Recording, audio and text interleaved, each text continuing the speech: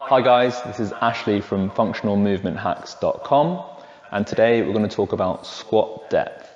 So this is an obvious concern for all CrossFit athletes, as the movement standards require squatting past parallel for anything from standard squats, wall balls, thrusters, squat cleans, squat snatches.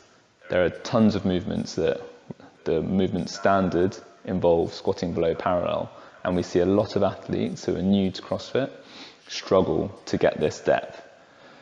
I take a slightly different approach to conventional CrossFit coaches, in that I believe in coaching the skill of the squat pattern rather than trying to address individual muscles which are weak, individual muscles which are tight, or those sort of very specific restrictions. I would rather teach the overall skill of a squat, so that the subconscious patterns and sequences between muscles contracting, relaxing, what roles they should play during a single rep of a squat should take care of itself subconsciously. So, how do we do this? First of all, as with all of these restriction release patterns, the most important thing you need to do to make sure they work is test and retest. So, take your normal squat stance, see how far your squat is, get somebody to take a photo of it so you can see exactly what depth you can reach before this drill to see whether it works. Once you have that recorded, we move into the restriction release. So, this is what I like to call a squat matrix. The idea is that we use different variables to improve the skill of the squat.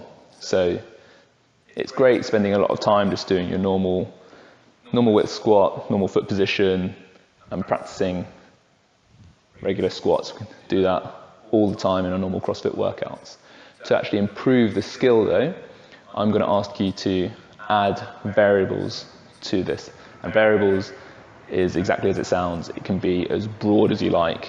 We could be changing our squat width, trying to squat with feet closer together, further apart, feet position as well, so same width, but rotating the feet out, rotating the feet in, which is tough.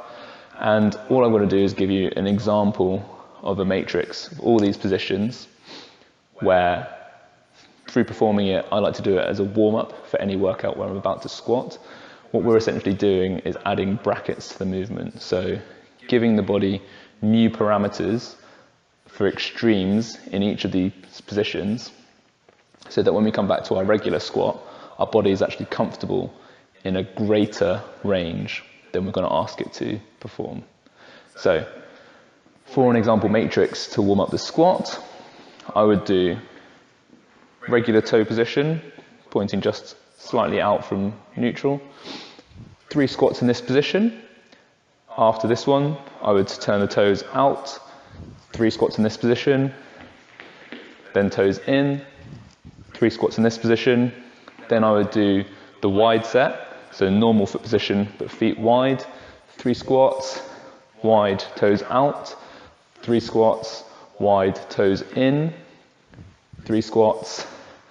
Once you've done the wide feet position, I would do narrow with normal toe direction, 3 squats here, same pattern. I'm sure you've figured out the method to this madness. Toes in, squat.